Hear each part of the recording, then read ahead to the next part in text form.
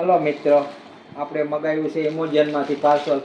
તો આ પાર્સલ આપણે આજે બપોરે સૂતા હતા અને આપી ગયો. લાઈવમાં પણ મેં મારી લાઈવ હતી ચાલુ ત્યારે જ આવ્યો હતો. કદાચ તમે જોયું હોય તો મેં બતાવ્યો હતો કે આ ભાઈ ઓનલાઈનવાળા એમેઝોનવાળા આવ્યા અને વિડીયો પૂરો જોજો. હવે આની અંદરથી શું નીકળે છે હું બતાવી રહ્યો છું. બાકી તો કંઈ નથી, મને તો ખબર જ છે, પણ તમને જાણવા માટે કહું હું મેં મગાવ્યું છે. તો વિડીયો જોતા રહેજો આગળ. તો આપણે આનું અનબોક્સિંગ કરીએ અને અનબોક્સિંગ કહેવામાં આવે છે.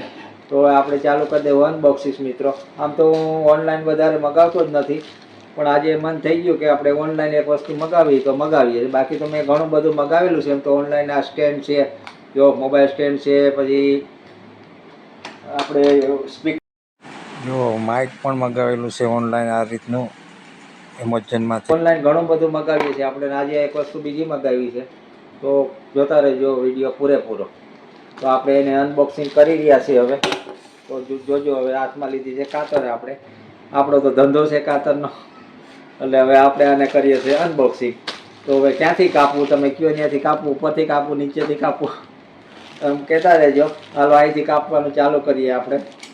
1 2 3 4 5 6 હવે કાતર લેવાની હો, પણ તો આવી રીતના કપાઈ જાય જલ્દી.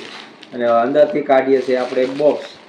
અંદરથી નીકળી ગયું છે એક બોક્સ, કારણ કે આ લોકોનું પેકિંગ બહુ મસ્ત હોય કે કંઈ નુકસાની ન થાય. ને આ આવી ગયું છે બોક્સ, બરાબર છે. આ બોક્સ છે. હવે આ બોક્સમાં મેં હજી ફોટો તમને બતાવ્યો જ નથી, પણ હું છે જરાક કમેન્ટ કરવા માંડજો મિત્રો. આ હું છે એ કોમેન્ટ ચાલુ કરી દેજો. નાનું એવું અમથું એવું બોક્સ છે. હવે આને ખોલવાનું ક્યાંથી છે એ હવે હું જોઈ રહ્યો છું. હાલો એને ખોલવાનું મળી ગયું છે. આ બાજુથી ખોલવાનું છે, બરાબર છે. અહીંથી મળી ગયું છે ખોલવાનું આ હાથામાંથી. એટલે અહીંથી મને લાગે અહીંથી આ ટેપ કાપવું પડશે. તો આપણે ટેપ કાપીએ છીએ. હાલો, હા કાપી લીધી. હવે ખોલી જવું જોઈએ કદાચ. ના, નથી ખોલતો ભાઈ. હવે આનું મારે ક્યાંથી જોવાનું છે ભાઈ? મિત્રો સપોર્ટ કરતા રહેજો. આનું બોક્સનું ક્યાંથી છે?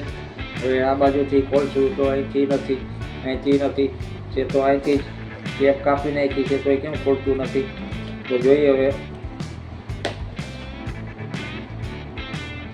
ખોલ્યું મિત્રો, ખોલ્યું હવે. જો અહીંથી જ ખોલ્યું.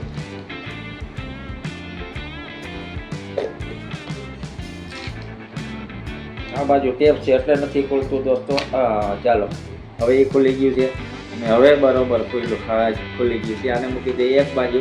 હવે શું છે જોઈએ આપણે. હવે હું તમને ફોટોમાં બતાવી દઉં. ચાલો ફોટો જ પહેલાં બતાવી દઉં હવે, કે નહીં બતાવો? જવા દો, નહીં બતાવો. હજી થોડે સુધી આપણે એમાં જોઈએ આગળ શું નીકળે છે. ભાઈ આમાંથી તો એક મસ્ત મજાનું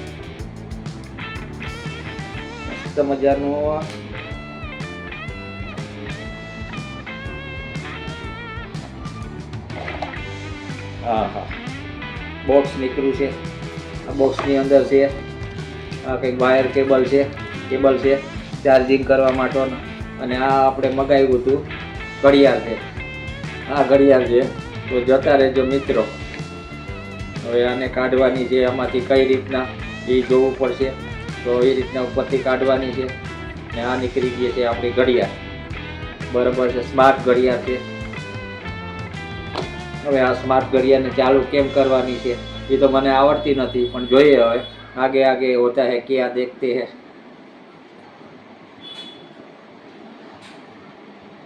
હા ચાલુ થઈ ગયો મિત્રો, ચાલુ થઈ ગઈ. જો આપણે ઉપરથી આ લેબલ ખોલી લઈએ.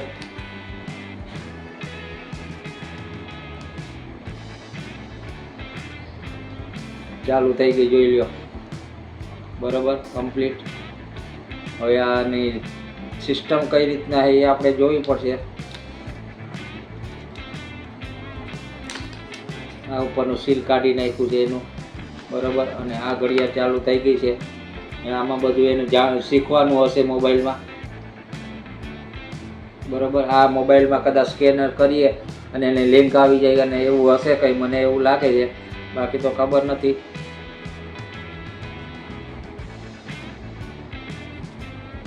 બાકી હવે આમાં સિસ્ટમ જે હોય એ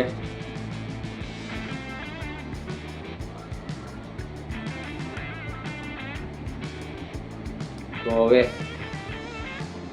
આને આપણે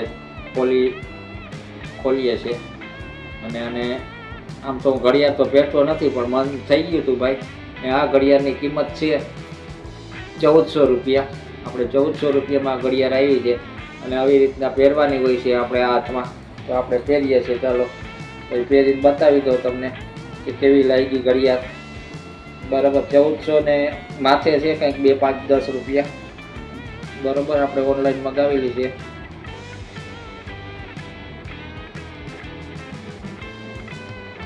તો હું તમને પહેરાવીને બતાવી દઉં.